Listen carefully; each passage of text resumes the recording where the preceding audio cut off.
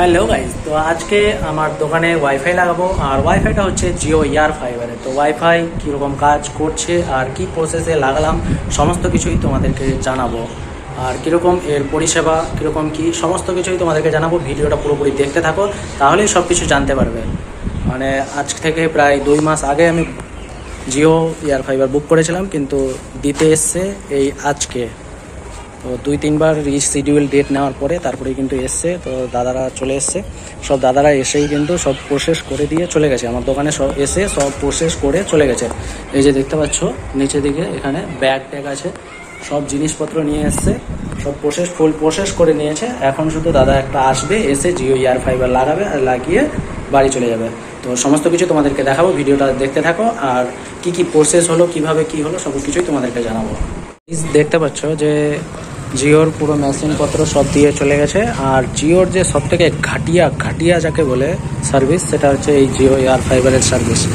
এতটা ঘাটিয়া সার্ভিস জীবনে দেখিনি। এক তো 2 মাসে আমি 3 বার শিডিউল বুক করলাম, তারপরে আমাকে মানে কল করলো যে লাগাতে আসবো।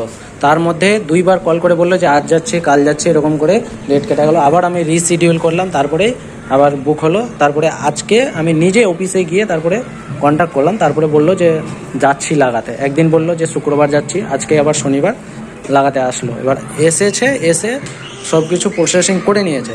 এবার এই মেশিনগুলো লাগানো মানে এখন লাগানো যাবে না, কি আর বলবো। বলছে যে এখন লাগানো যাবে না, আবার সোমবারে এসে তারপরে লাগাবে। মানে এত ঘাটিয়া সার্ভিস, কি আর বলবো। তো দেখা হচ্ছে এরপরে সোমবারে যদি লাগাতে আসে, বা কালকে আসতে চাইলো রবিবার, যদি লাগাতে আসে তাহলে কিভাবে লাগাচ্ছে, কি কি প্রসেসিং আরও আছে বাকি সব কিছুই তোমাদেরকে জানাবো। তো তোমরা ভিডিওটি দেখতে থাকো, সব কিছুই জানতে পারবে। আর এটা হচ্ছে আমার দোকান।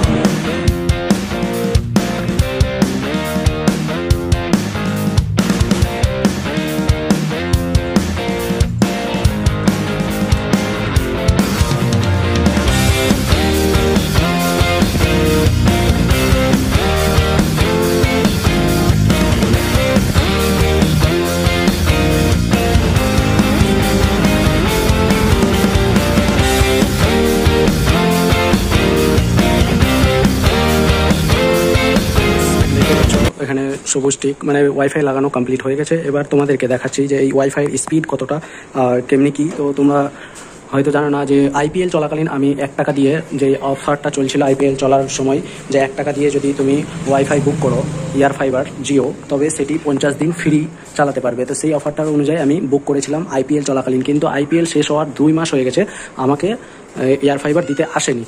তারপরে আমি বারবার অফিসে গিয়ে তারপরে কল করে নিজে বললাম, তারপরে 2-4 দিন ঘোরার পরে তারপরে আসলো। আর আসার পরে তারপরে যে ওটা প্রসেসিং চার্জ 500 টাকা সিকিউরিটি মানি নিয়েছে এই ইয়ার ফাইবারটি লাগানোর জন্য। আর বলেছে যে 500 টাকা নাকি যদি আমি এটা রিটার্ন করে দিই 50 দিন পর, তাহলে সেই টাকাটা রিটার্ন হয়ে যাবে। তারপরে আবার যদি 50 দিন পরে আমি 500 টাকা দিয়ে রিচার্জ করি, তবে আবার 50 দিন চালাতে পারবো। তো অফারটা ভালোই লেগেছিলো অবশ্য।